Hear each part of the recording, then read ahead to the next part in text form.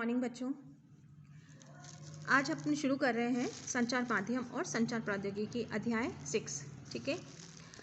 अब संचार से संबंधित क्या होता है? संचार मतलब अपनी एक दूसरे से बात पहुंचाना, है ना। संचार एक जगह से दूसरी जगह तक कोई भी चीज़ पहुंचना।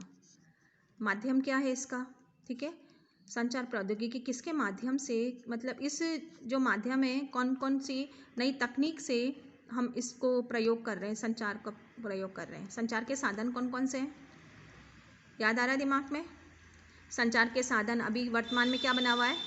वर्तमान में फ़ोन बना हुआ है संचार का साधन ना। बहुत ज़्यादा सुगमता से, जल्दी से, शीघ्रता हमारी बात एक दूसरे जगह से दूसरी जगह से पहुँचाने के लिए। लेकिन हाँ, उसकी एक प्रौद्योगिकी काम कर रही है, इसमें टेक्नोलॉजी काम कर रही है। ठीक है। जिसके तहत हम अपना ये कार्य कर रहे हैं। पहले डाक तार था, उससे पहले पक्षों के माध्यम से अपनी बातों को इधर उधर पहुंचाया जाता था। पवन के वेग से बातें पहुंचाई जाती थी संचारण के। या फिर जैसे प्राचीन समय में क्या होता था, जंगल में अपनी बात पहुंचाने के लिए क्या करते थे? ढोल बजाते थे। ठीक है। और संचार के माध्यम, जैसे किसी की डेथ हो जाती है या कोई भी फंक्शन होता है तो वो ढोल बजा के अपनी बात को पहुंचाने के लिए कार्य करते थे। तो ये सब संचार के माध्यम आ जाते हैं। अब हम पढ़ रहे हैं, ये जो पाठ पढ़ेंगे उसके बाद क्या उद्देश्य रहेगा? इस अध्याय को पूरा करने के बाद शिक्षार्थी सक्षम होंगे। क्या करेंगे वो? संचार की संकल्पना को परिभाषित कर पाएंगे। मतलब संचार वास्तव में क्या है उसको ये समझ पाएंगे बच्चे। ठीक है। रोज़मर्रा के जीवन में संचार के महत्व का विचार विमर्श कर सकेंगे। हम वैसे जनरली हम जानते हैं, लेकिन शब्दों के माध्यम से हम नहीं बता पाते, कई बार ऐसा होता है। ठीक है। संचार के विभिन्न रूपों की सूची बनाएंगे।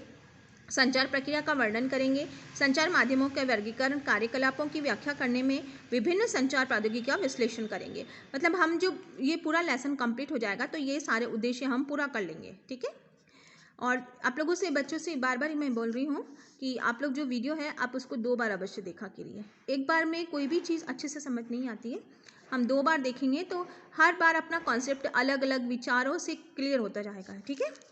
आगे बढ़ रहे हैं अपन। संचार माध्यम और संचार अध्ययन का एक ऐसा क्षेत्र है जिसका किशोरों पर प्रभाव पड़ता है। इस अध्याय में हम ये चर्चा करेंगे कि हमारे प्रतिदिन की परिस्थितियाँ में ये 2 पहलू कैसे हमारे जीवन के अभिन्न अंग बन गए हैं, जो सामान्यतः हमारे जीवन की गुणवत्ता को बढ़ाए रखते हैं। हम पहले संचार की संकल्पना से शुरू करेंगे। ठीक है। अब हम आ रहे हैं 6.1 पे। संचार और संचार प्रौद्योगिकी। मानव जीवन के लिए संचार आधारभूत अति आवश्यक है। ठीक है। यह धरती पर जीवन आरंभ होने के समय से ही विद्यमान रहा है। ठीक है।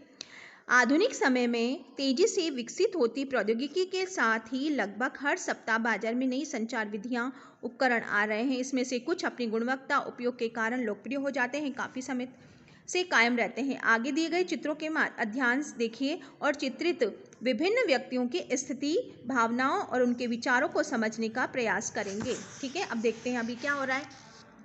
आपको ये अवलोकित हो रहा है, दिख रहे हो आप इसको? इसमें क्या कर रही है? एक माता जी हैं जो अपने माँ है, अपनी बच्ची आई है, वो अपनी एक ट्रॉफी लेके आई है। ठीक है। कुछ जीत के लाई है, अपने घर पे आई है। माँ उससे बोल रही है बेटा क्या लेके आई हो, उससे वार्तालाप कर रही है, संचार कर रही है। ठीक है। अब दिसे एग्ज़ाम हॉल है। एग्ज़ाम हॉल में क्या है? एग्ज़ाम हॉल में एग्ज़ाम के लिए तैयारी के लिए बच्चे अंदर जा रहे हैं। ठीक है। कोई नोटबुक इधर उधर लेके जा रहा है ना। संचार क्या है? संचार विविध परिस्थितियों पर विचार चिंतन करने, उसके अवलोकन करने, उसे समझने, विश्लेषण करने तथा उसको विभिन्न संचार माध्यमों के द्वारा दूसरों तक संप्रेषित करने की प्रक्रिया है। ठीक है। क्या आ रहा है इसमें? संचार विभिन्न परिस्थितियाँ, कौन सी भी परिस्थितियाँ, अच्छी परिस्थिति ना, बुरी परिस्थिति कैसी भी आ सकती है। विवाह आ सकता है, मृत्यु हो सकती है, बर्थडे पार्टी हो सकती है, या कोई उत्सव हो सकता है। विचार चिंतन करने, ठीक है, उसके अवलोकन करने, उसको देखने के लिए, उन्हें समझने के लिए, उसका विश्लेषण करने के लिए, उसके बारे में मतलब अपनी बात रखने के लिए, उस कैसे कैसे किसको, हर व्यक्ति को अलग महसूस होता है कोई भी चीज़। ठीक है। उसको सभी विभिन्न संचार माध्यमों के द्वारा दूसरों तक संप्रेषित करना, मतलब अपनी बात दूसरों तक पहुंचाने की प्रक्रिया है। समझ में आ गया? संचार क्या है? अपनी बात को किसी दूसरे तक रखने की प्रक्रिया संचार है। ठीक है। यह स्वयं देखने और अवलोकन करने, सुनने के, ध्यान देने और फिर उसके औरों के साथ विचारों के मतों, अनुभव, तथ्यों, जानकारी, प्रभावों, अवयवों, संवेगों को आदान प्रदान करने से भी संबंधित है। संचार शब्द अंग्रेजी के कम्युनिकेशन का पर्याय है। ठीक है। संचार किसे कहेंगे? कम्युनिकेशन के लिए। लैटिन भाषा क्या कम्युनिस से भी निकला है, जिसका अर्थ होता है सर्वसामान्य। इसलिए यह न केवल विचारों मतों को व्यक्त करने का ज्ञान और सूचना प्रदान करने के संबंधित है, बल्कि इसमें विषय को बिल्कुल उसी अर्थ में समझना भी शामिल है जो संप्रेषण और ग्राही के लिए समान हो। मतलब जो कहने वाला क्या कह रहा है और सुनने वाला क्या कह रहा है, एक ही बात को दोनों समझे, वो चीज़ जरूरी है इसमें। ठीक है, व्यक्तियों के बीच संदेश द्वारा संपूर्ण आश्रय पहुंचाने का चैतन्य प्रयास ही प्रभावी संचार कहलाता है। ठीक है, संचार की प्रक्रिया का एक सतत प्रक्रिया है। यह घर, स्कूल, समुदाय, उससे भी आगे सामुदायिक जीवन के सभी क्षेत्रों में व्याप्त है। ठीक है, संचार हमने पढ़ लिया, क्या है संचार। ठीक है, संचार का वर्गीकरण नेक्स्ट वीडियो में आप लोग को डालती हूँ मैं। ठीक है, आप इसको अच्छे से रीड करिए और समझने का प्रयास करिए, और आप कमेंट करें कि भाई हाँ मैम ये सही नहीं है, आप और अच्छे से एक्सप्लेन करें तो आई कैन डू। ठीक है।